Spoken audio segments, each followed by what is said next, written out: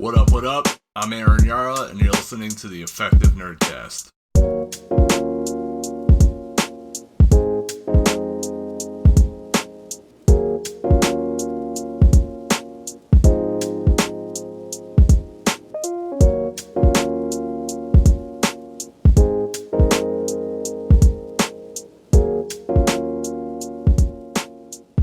What up, y'all? Welcome to another episode of the Effective Nerdcast. I hope everybody's doing well. Everybody's still being safe. Nobody's getting sick or anything.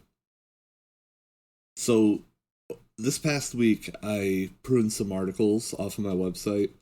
When you prune articles, that's when you delete or rework articles that either aren't performing well, or they're of low quality, or they're for things that don't exist anymore. For example, sometimes I'll use my blog to promote a Kickstarter, and after the Kickstarter is over, the Kickstarter page isn't there anymore, so the page on my site that I used to help promote it is now obsolete. So removing that helps. What I focused on this week was getting rid of my really cringy old posts from when I first started the website. Obviously, when I first started Effective Nerd, this was the first site that I had ever worked for that I completely ran myself. So obviously, there was a learning period where I wasn't the best blogger. And, I'm always learning. However, this was going from nothing to becoming competent at blogging, at least. So I went through a lot of my, kind of old posts that seem really cringy to me now that I've been blogging for a few years. And I either found a way to rework them or I took them off the website completely. Even though I do like the content of the articles, they weren't formatted correctly, they weren't written that well. They just need a lot of work, and I didn't really want people who go to my website to see them anymore. It doesn't really make, if you think somebody comes to a specific page on your website, and that's the first page they're seeing of your website, I didn't want these pages to be their first impression. So I removed some of them, or I reworked some of them, and it just helps tighten up your website overall. That said, if you do think that you need to do this with your website too, do not just delete the pages. You need to either set up a redirect, which, let me back up a little bit. If you just delete the website, then people in search engines are going to get a 404 error, which I'm sure most of you know a 404 is a page not found error. That isn't good for your website to have a lot of pages that have 404 errors. What you want to do is set up either a redirect. So say you have two web pages that are similar and you want to delete the worst one and you want it all to go to the good one. You can set up a redirect where if somebody finds a link somewhere for the old page, it'll redirect automatically to the new page.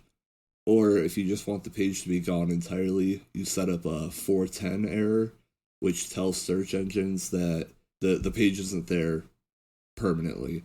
And then that way they'll stop trying to index the page and they won't hit the 404 error over and over. And that'll help with not only just search engine optimization, but it also helps with people trying to go to your site instead of them just having 404 errors over and over. Anyways, that's a bit of a tangent. Even though I got rid of some of these articles, I thought they would make good podcast episodes. And today's topic, I actually didn't get rid of the article, but it is the first ever blog post that I made for the website. And I thought it would be really relevant based on some of the conversations that I've been having with you over the past few weeks. A few months ago, I asked you all what your biggest problems were as indie creators, and a lot of you said funding. I've noticed that many creators think that they have to do crowdfunding or Patreon, or there are some services that are very hot for indie creators, and indie creators feel that they need to use them. However, there are some other creative ways to get money for either your projects or for materials or advertising or, money to go to a con or an event or to set up an event. And today I wanted to talk about one of my favorite ways to raise money for projects, and this is actually how I initially raised money to start the website. So today's topic is how to fund your projects by saving at the grocery store. Everybody goes grocery shopping, right? We all have our specific like diet and our lifestyle where we buy certain foods. Either, some of us cook a lot, so we buy a lot of fresh ingredients, or some people don't cook, they buy a lot of processed ingredients. Today, I don't want to talk about losing weight or dieting or restricting food in any way. I want you to go into this episode thinking that you're going to keep eating and buying consumer goods the same way you were before, but I want to give you some tips on how to save money at the grocery store, and then you can take that money and roll it into your creative projects. For example, if you spend $100 at the grocery store every week, and you can get your grocery bill down to $80, you can take that extra $20, put it aside, and then, if you go grocery shopping once a week after a month, that's $100 you had in your pocket that you didn't have before. And that's enough for some art supplies or to run some advertising. There's a lot of things you can do with that money as an indie creator. You can, buy software that you need or upgrade your equipment somehow. That's what today's episode is going to revolve around. Now, the first thing that I want to talk about is that there are two big problems with people who save money at the grocery store. And they're kind of things that negate saving the money in the first place. And the first thing is spending more money in order to save more money. And you see people do this all the time where their grocery bill is normally like $100, let's say, and then they'll find a lot of coupons and they'll end up spending $150, but the receipt says that they saved $90. In their mind, instead of buying $100 worth of food for $100, they just bought $300 worth of food for $150. That can be a good strategy if you're bulk buying things that don't expire and things that you use regularly. However, a lot of people get so excited about either using coupons or using deals that they end up spending more money, and that negates the purpose of trying to save money. So always have like your lifestyle in mind when you go into grocery store savings. The next thing happens after you save the money is that you take that money that you saved and you just roll it into more stuff that you don't need. That's what happens when a lot of people get raises at their job. They'll, instead of taking the extra money that they're getting, they'll up their lifestyle, and it just negates the raise. So it's like, oh yeah, I got a raise, but then I got, Netflix and Hulu and YouTube Premium, and I got all these subscriptions. Now I can watch TV a lot, but I just negated the raise I got, where I could have used the money from the raise I got to actually better my life instead of just like increasing the amount of needless things that you have. So those are two things that I want you to keep in mind as well. I'm a big fan of what's called smart saving, or some people call it smart couponing, and that's where you only buy the things that you need at the store, and you only hit coupons and deals if they fall onto the things that you need. A lot of people think when they hear like couponing or grocery store saving, they think about extreme couponing. Extreme couponing is like a very sexy concept of, spending $3 and then bringing a truckload of food into your house. But extreme couponing takes a lot of time and a lot of effort, and you do have to invest money up front. So unless you're going to be extremely dedicated to that, it's not worth it. And it's really not like economically sound to do that, especially if you're just, if it's just you or you and your partner, or if you have like one kid. Like, you don't need 40 bottles of ketchup in your house. Maybe if you had like 9 kids, that would make more sense. But extreme couponing is a really crazy concept that isn't really viable for most people. So I still use coupons, I still look around for deals, but I do it in a way that's very frugal, in a way that works for mine and my family's lifestyle. when it comes to saving at the grocery store, most of the work takes place outside of the grocery store. You want to think of the grocery store as like grabbing the items and just getting out of there. You don't really want to be doing a lot of mental work in the grocery store, especially because grocery stores try to trick you mentally once you're in there, which is something we're going to talk about later. But for me, the first step of making my grocery list every week is to make a meal plan. Like I said before, making a meal plan or thinking about how to save isn't really about dieting or losing weight or restricting food or denying yourself food. You don't have to change your lifestyle because, like, obviously, we could all eat rice and beans all week and then our grocery bill would be $8, but that doesn't really fit into a lot of our lifestyles.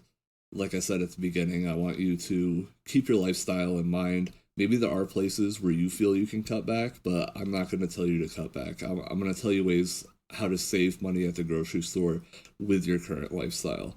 Making a meal plan is really important because it lets you know what ingredients you need, and ingredients are what you buy at the store. Having like the perfect list of ingredients of what you're going to eat over the next week is really important because that's really going to be the foundation for where you find ways to save money. The first way to save money is, I don't know if there's a term for it, but I call it ingredient overlap. And this is where you purposely meal plan around a few big ingredients. That way, instead of buying, a can of tomatoes and then you have one recipe for the week that uses half a can of tomatoes and then you end up throwing the other half out, you pick two recipes that each take half a can of tomatoes, and then you buy one can of tomatoes and you use the whole thing instead of having to buy two ingredients that you use half of each and throw the other half out. That wastes money. It also, overlapping ingredients just overall lowers the amount of items that you have to buy at the grocery store, so you'll have a lower bill at the end. And it also helps eliminate waste, which wasting food's really bad. And it's something that Americans do a lot. It's something that we try to not do. That's besides the point, though. I mean, waste elimination, it does help you save money because if you're using all the food that you buy, then you have to buy less because you still have to eat roughly the same amount every week. The next step is to pick what store you're going to go to wisely and look at their rewards programs. Most stores do have like a frequent shopper card where they'll give you discounts or they'll email you coupons or they'll have their own app that has their own coupons on it. You can go and find out which store has the best deal and then go grocery shopping at like 5 different stores and then you get the best price. However, you have to think about transportation when that happens and you have to, spend a lot of time going to all these different stores.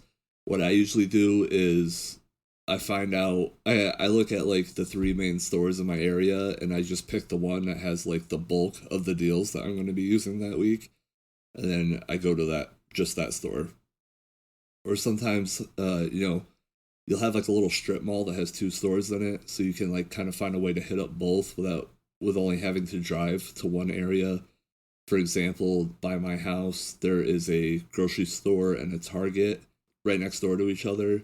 So I look at both flyers and then I split my grocery list between the 2 stores to see, depending on what deals either one has. In my experience, Target's not the best for like fresh food or really food deals in general, but they do have a lot of good deals on like other consumer goods like clothing, cleaning supplies.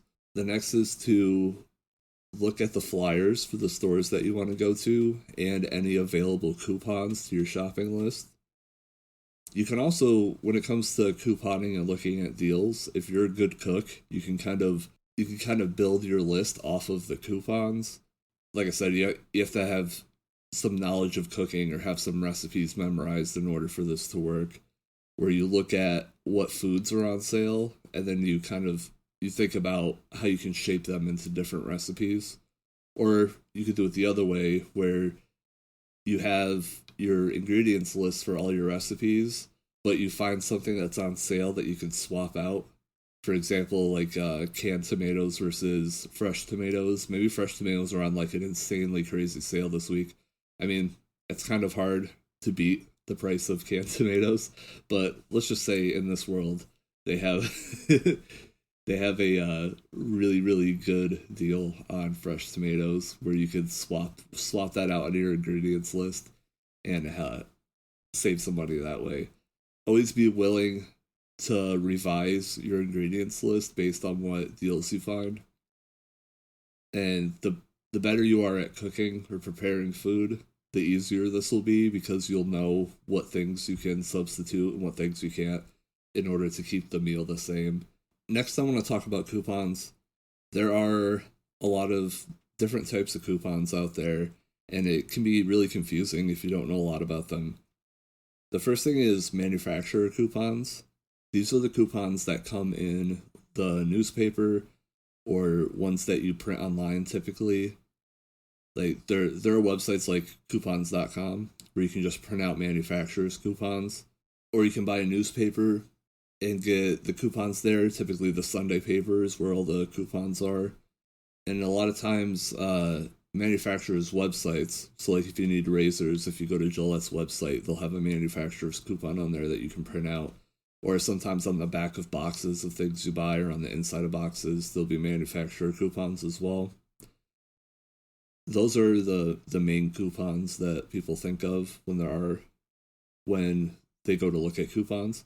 Now there are some pros and cons to manufacturers coupons. For example, if you're gonna buy it, if you don't normally read the newspaper and you're gonna buy a newspaper for say $1.50 to get the coupons, well now you're in the hole $1.50.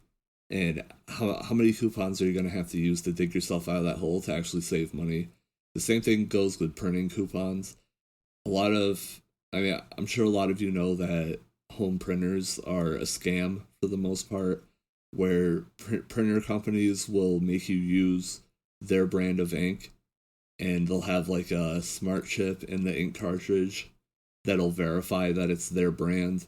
And if you try to put a third party in, it won't work. They jack up the price of the ink, knowing that you can only buy from them, and it's a really really nasty process in the home printer world. But I personally use a black and white laser printer that takes a toner cartridge, and it can print I think 1,200 pages for $15 toner cartridge, and it works really really well. Yeah, it only prints in black and white, but I mean, what are you printing anyways? Like concert tickets, coupons, receipts, bills. So it works for us. If we ever need any color printing, we put in an order through like Staples or something. That's usually for for getting like invitations to a party or something like that. But the laser printer works really well, especially for printing coupons, and it's a great investment just based on the amount of money you're saving on ink. Anyways, printer tangent aside, so just be careful about printing out coupons, especially if you have one of these printers that are trying to rip you off on ink, because you're going to end up negating the money you're saving by having to buy ink cartridges more often. So I mean, when you're talking about coupons, you're talking about like 10, 25, 50 cents at a time. So you really have to use a lot to get a lot of savings. That said, you don't have to walk in with a huge stack of coupons every week. Like I said, only use coupons on items that you need to get. If you have items on your list that you need to get that fit into your meal plan, but you don't have coupons for them, that's fine. That's just not the item you're going to save on this week. But I can usually find at least 10 to 20 things where I can cut back on the price every week. When my wife and I moved in together, our grocery bill was probably like near like 150 a week, and we end up like some weeks we can get it as low as like 75. We usually float around 100, especially with the baby now. The baby does jack up the price of groceries a little bit, but hey, you can save money on baby things too if you play your cards right.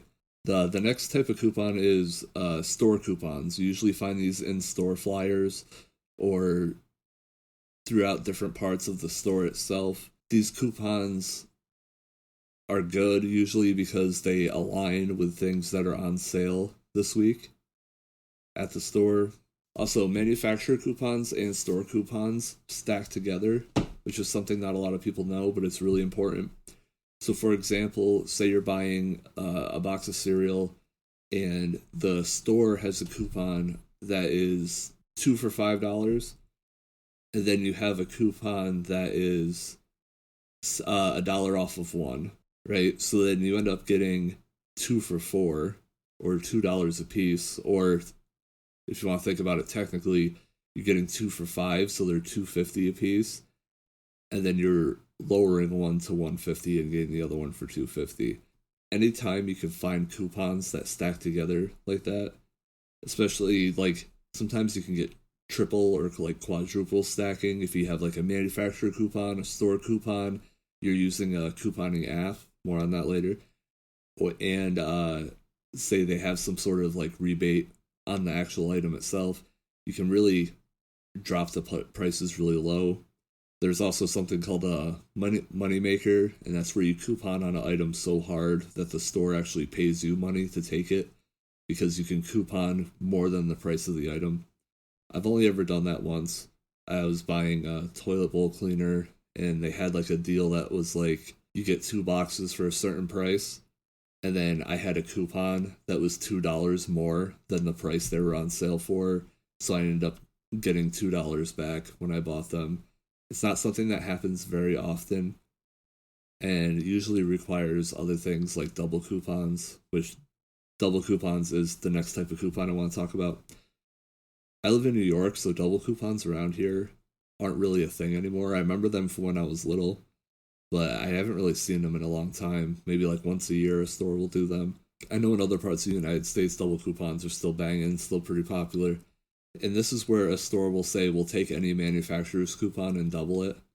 That's where you can really hit it really hard. And that's where extreme couponers use as well, for the most part. It's really hard to get money makers or do extreme couponing without the use of double coupons. What you want to do with double coupons is find your hardest hitting deal on your grocery list and then throw the double coupon on that. Like I said, it's not something I have too much experience with because it's not really a thing where I live anymore. But I know a lot of people out there still use them, and that's amazing. I'm really jealous. Next is you can use apps, which apps are great, especially if you're an introvert like myself, because then you don't have to give the coupons to the cashier. You don't have to argue over store policy with the cashier. Most of these apps involve manufacturer coupons, but what you do is once you get home from the store, you scan the items with your phone, and then it gives you the manufacturer coupon right there. For example, my favorite, and I'll put a link in the show notes, is called Ibotta, Ibotta. And what that app does is it gives you manufacturer's coupons, but you don't have to redeem them at the store. You redeem them once you get home. You scan your receipt and you scan the item that the manufacturer coupon is for just to prove that you bought it. And then it'll put money into your balance, and then you redeem the balance for gift cards. Now, I know there are a lot of apps like that where you can earn points and then redeem them for gift cards, and a lot of them are scammy. But this app is really legitimate, and my wife and I have made, I don't know, I think we save about $100 to $200 a year. We used to use that a lot, and we used to get maybe like $100 4 times a year. But now we use it less, and we're getting better about not buying extra things at the store. Like I said, nobody's perfect, right? We still make a decent amount of money off of this app, or we still save a decent amount of money off of this app. And it's really nice because we just kind of let the balance build up and sit there, and then say we do need something big, like something that costs like $50 to $100, we can just dump our account into like an Amazon or a Target gift card, and then get the item that way without having to take money out of our budget for the week. It's just kind of like, free money almost. Which is really nice. There are other ones out there, like I believe one's called Checkout 51. There's also different apps that'll pay you for your receipts. The company itself is actually tracking consumer data. So by submitting your receipts to them, you're kind of giving them data on what what people are buying, what you're buying specifically. I know, some people think that using it is you're kind of hurting yourself in the long run because the more consumer data that stores have, the trickier they can be when it comes to trying to present you with deals and offers to buy things. I know Bill Burr had a really good joke about this in one of his earlier stand-up specials. He said, "Oh, you want to sign up for our savings card?" He's like, "No, because you're gonna." What does he say? It's something along the lines of like, "Oh yeah, you're gonna jack up the prices on everything else while saving me a nickel on bootleg Fruit Loops." If you're just looking to get some quick money with some apps, there are some apps that'll just take your receipt and give you money. There's also some other apps, I didn't really like them, but some of you may like them, where while you're in the store, you scan items and then you can like answer questions about them, like little mini surveys. So you don't have to actually buy the item. You scan it while you're in the store and you get points and you can redeem the points for gift cards. A lot of them will also give you points just for if your GPS location is by a store, so it knows that you're in a store. So to say, oh, here's 200 points because you just walked into a Walmart. I don't really use those anymore. I used to work in a mall, so that was amazing because on my lunch break, I can just hold the app open and walk around the entire mall and get check-in bonuses for like 50 stores. But I don't do that anymore. I don't really use those apps anymore. However, some of you, if you work in retail, like it's really good if you work in retail because then you can just walk around the store and scan all the items and get all the points. But I don't work in retail anymore, so I don't really have a use for those apps anymore. There are a lot of great resources online when it comes to couponing. My favorite blog about couponing, which I'm sure is a lot of yours too, if you know about couponing, is called Crazy Coupon Lady, crazy with a K. What I like about their site is they have a drop-down menu of all the different stores that they kind of like crunch numbers for, and you click on the store and it'll tell you what coupons you can use for that week to get the best price possible. So, for example, if you hit Target, it'll say, oh, laundry detergent, there was this coupon 3 weeks ago in the newspaper that hasn't expired yet that you can still use on this, and Target has it on sale this week, and Ibotta has it on a $2 coupon this week. So you can end up getting it for $1 if you hit all 3 coupons at once. And it's really good for finding coupon stacking like that. It also will tell you like what things are going on clearance that you can keep an eye out for, so you can grab something at a drastically discounted price. It's just a great blog. There are a lot of other blogs. If you just type in what store you're going to and then the date and then coupon matchups or coupon stacking into Google, you'll find other blogs that will tell you how to stack coupons for that store for that week. Crazy Coupon Lady is just my favorite. However, they don't have a lot of like since they're like a national blog, they don't really have like the local stores in my area. Because I live in upstate New York, and there are some chains of stores that are just in, like the northeast region of the country. But you can just do a quick Google search and find a lot of coupon stacking blogs that'll help you. There's also websites, like I said before, where you can print coupons. That would be Saving Star. Saving Star is actually the company that puts the coupons in the newspaper, in the Sunday paper. You can also just go to their website and print out coupons. You can also go to coupons.com. What I've noticed is there's a lot of the printable coupons websites work off of bigger companies like Saving Star. I think there's another company called Red Plum that does a lot of manufacturer coupons. When it comes to printing coupons, just find one site that you like and use it, because most of the printable coupon websites all have the same thing on them.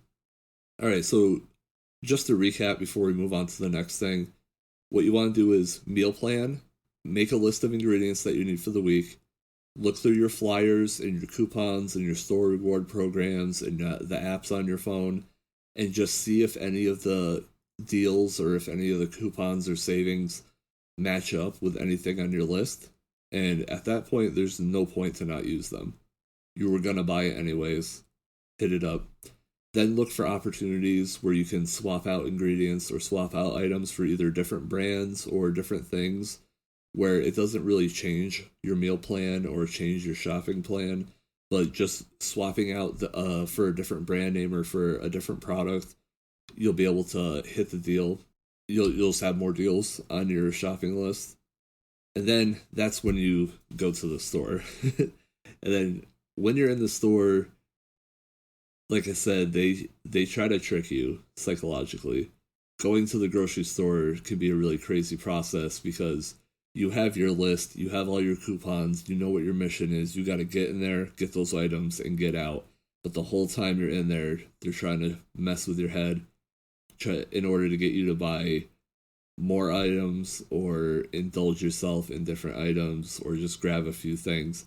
When it comes to saving money at the grocery store, buying one or two extra items can negate everything with your list.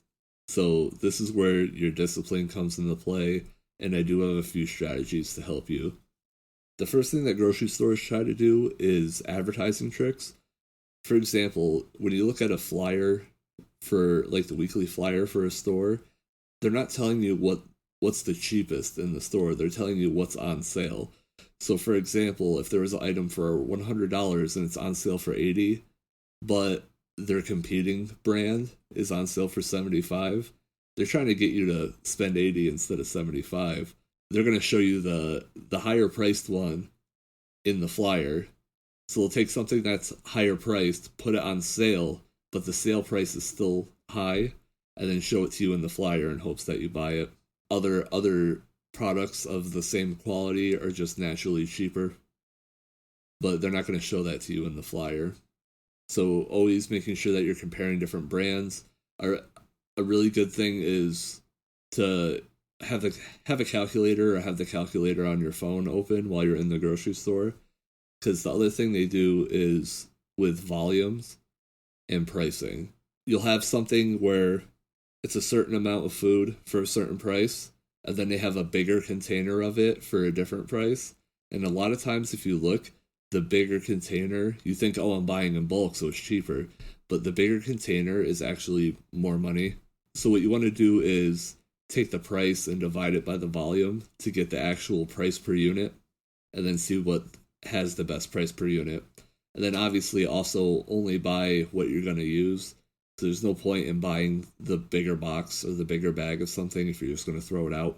So sometimes it is more economical to have a little bit higher price per unit if you're buying the smaller thing that you're not going to throw out. So if you're going to spend $3 and use all of it versus spending $5 and then throwing out $2 worth of it, I mean, you do break even in the end, but you're putting up that extra $2. The next thing they try to do is use colors and words to try to psychologically prime you to buy different things. Different colors have different meanings. I'm sure you've all seen the study about like the color red and hunger, where a lot of fast food places use the color red because it makes you think about hunger. There's also like, you see red as in like sale signs. The color white is often used for diet foods or low calorie foods or brands of water.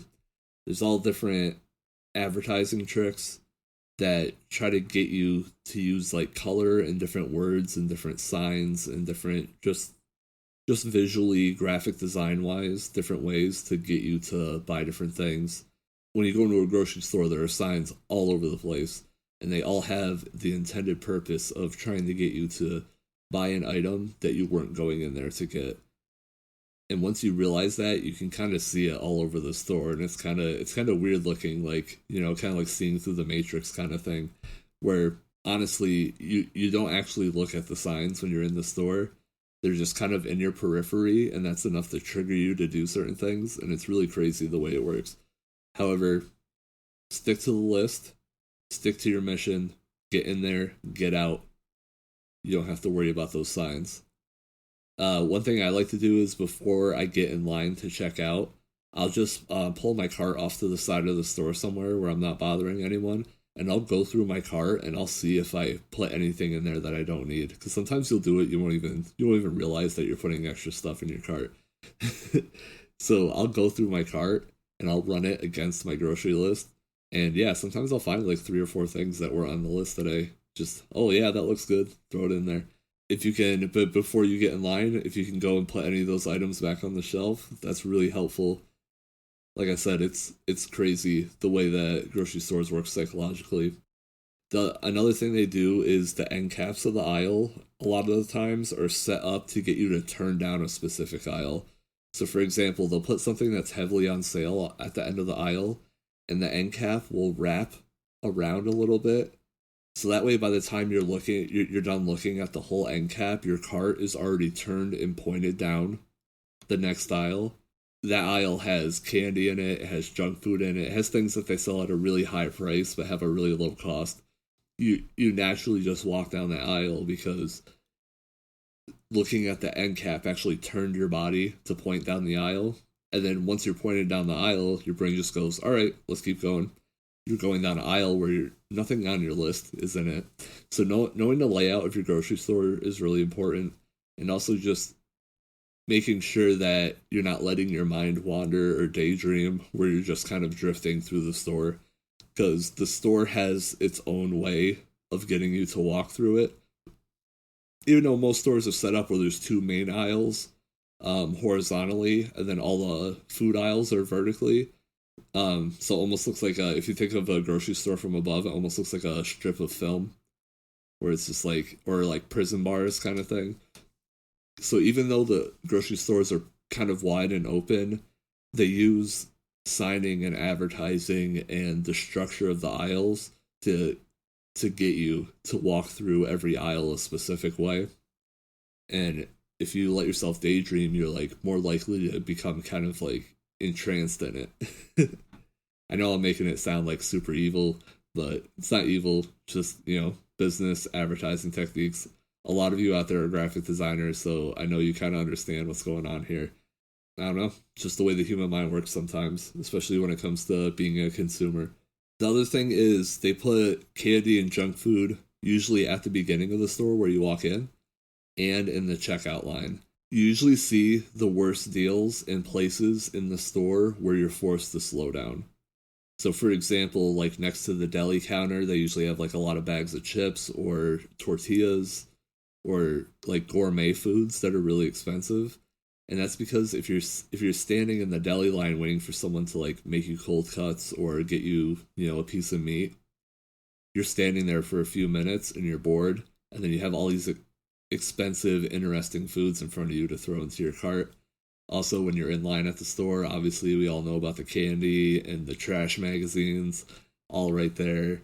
And for for me, the biggest perpetrator of this is Aldi.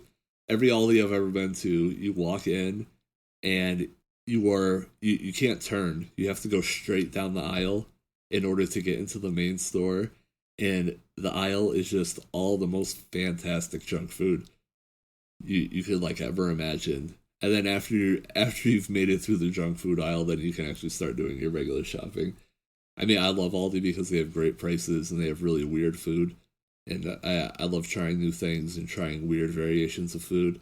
But they really hit you with that junk food aisle when you get in. In general, grocery stores know they kind of set up a specific traffic pattern and then put like the really expensive or things that have like a high profit margin for them in places where they know that you're going to slow down. Do your best to be aware of this and to avoid it. The other thing is the speed of the music in the store. A lot of times stores make like very slow, chill music over their PA system. That's to get you to kind of daydream and walk slower. So it's kind of like, so it's almost like they set up all these things in the store and then they try to like almost hypnotize you into getting you to kind of just like nod your head and walk along and just chill out and just kind of just hang out and walk around, throw stuff in your cart. So what I do is I wear headphones and I listen to usually very aggressive or very fast music. So I listen to a lot of fast hip hop, or I listen to hardcore or punk or heavy metal or death metal, and that gets me kind of pumped up. And since I'm wearing headphones, I'm not hearing the house sound in the store, the PA system in the store, so I don't really have that kind of like entranced kind of feeling that, listening to Huey Lewis in the middle of a, price shopper. But jokes aside, when you wear headphones and listen to fast-paced music in a grocery store, you will instantly realize that that is what's happening, because you will be rocking around that store and everyone else kind of looks like zombies, and it's really crazy because they're just kind of like slowly kind of just weaving in and out, just just like going along with the waves, and you are just blasting through the store. I'm not saying like full on sprint or run with your cart, but there is a big difference, if in my opinion, if you're listening to the music provided by the store or listening to your own music. Now, obviously, if you're listening to chill music in your headphones too, it's not really going to have as much of an effect. But throw on some fast music and then look at everyone else around you and how slowly they're walking compared to you. And it's pretty nuts. All right, so that's all I wanted to talk about today. I know this is kind of a weird thing to talk about. We mostly talk about professional and self-improvement for artists, and like couponing and all that doesn't really fit into the mold. However, I think this is a really important topic, and it's something that I like to do a lot.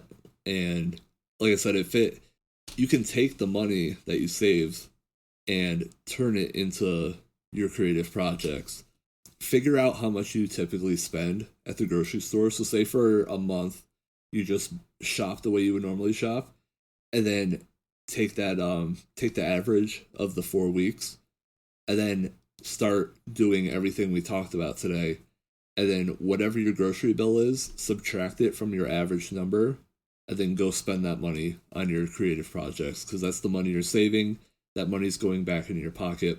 Now, obviously, when it comes to our lives and our priorities, there are other things that money could be going towards, like paying down debt or providing better things for our children. And if those things work out better for you, and if that's money better spent for you, that's amazing as well. Because if we pay down debt, or if we use money to better our lives, we'll have, as a result, we'll have better mental health and we'll feel better about ourselves, and that translates over to our creative projects as well. So don't think you have to like go buy paintbrushes every time you save at the grocery store. Just make sure that you take that money and you put it towards a legitimately good cause that'll better the life of you, the life of your family, that'll make your creative projects better. All right, so that's all I have for today. Stay safe out there. Wear your mask when you're getting groceries. I know it's mandatory to a lot of places now. I crocheted some masks for my wife and I. It came out really, really cool. Head over to my social media if you want to see it. I made one that looks like a zombie. I get a lot of great looks at the grocery store, by the way. I have all these people walking around slowly, listening to the slow music, and I'm wearing a zombie mask, and I'm wearing a zombie mask, blasting metal, running around the store. It's really crazy, but save a lot of money. So get out there, tighten up your grocery list, save some money, and I'll see you next week. Peace. Thank you for listening to the Effective Nerdcast. For more information on how to step up your work, please visit effectivenerd.com. You can find us on social media at effectivenerd. You can also email us at effectivenerd@gmail.com. Effective Nerdcast is hosted by Aaron Yara. The theme song was created by MC Graffiti.